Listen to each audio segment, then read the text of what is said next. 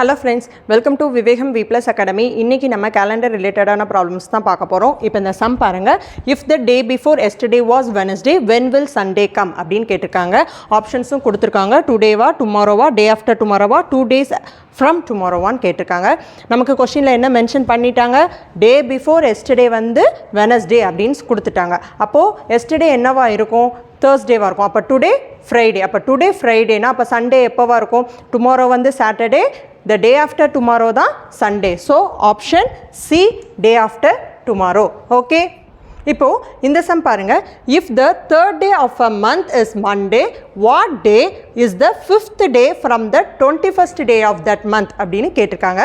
நமக்கு கொஸ்டின்ல மென்ஷன் பண்ணிட்டாங்க third day வந்து Monday அப்படின்ட்டு. இப்போ என்ன கேட்டிருக்காங்க அப்படின்னா 21st டேயில் இருந்து 5th டே என்ன டே அப்படின்னு கேட்டிருக்காங்க.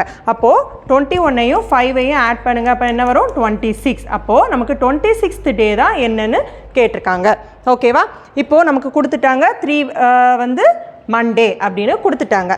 ஓகே, அப்போது நெக்ஸ்ட் மண்டே எப்போ வரும்? 1 வீக்கு 7 days. அப்போது 7 days கழிச்சு தான் நமக்கு மண்டே வரும். இப்போ 3யோட 7 ஆட் பண்ணால் நமக்கு 10 வரும். ஸோ 10 மண்டே வரும். நெக்ஸ்ட் என்னைக்கு வரும்? 10லேருந்து 7 ஆட் பண்ணுங்கள், 17 மண்டே வரும். 17லேருந்து 7 ஆட் பண்ணால் 24 Monday. So 10 Monday, 17 Monday, 24 Monday. நமக்கு என்ன கேட்டிருக்காங்க?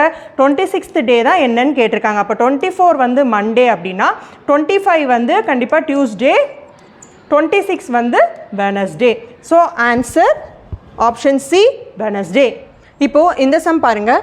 If the 25th day of March in a year is Thursday, how many Mondays fall in that month அப்படின்னு கேட்டிருக்காங்க. ஓகே, நமக்கு கொஷின்லேயே கொடுத்துட்டாங்க March 25th வந்து Thursday அப்படின்ட்டு. ஓகே, இப்போ என்ன கேட்டிருக்காங்க அப்படின்னா மார்ச் மந்தில் எத்தனை மண்டேஸ் வரும் அப்படின்னு கேட்டிருக்காங்க. ஓகே, நமக்கு தெரியும் 25th வந்து தேர்ஸ்டேன்னு. அப்புறம் தேர்ஸ்டேக்கு அப்புறம் எப்போ மண்டே வரும் அப்படின்னு பார்த்தீங்கன்னா ஃப்ரைடே, சாட்டர்டே, சண்டே, மண்டே. அப்போ 4 days கழிச்சு தான் நமக்கு மண்டே வருது. அப்போ இந்த 25ஐ 4ஓட ஆட் பண்ணால் என்ன வரும்? 29 வந்து மண்டே.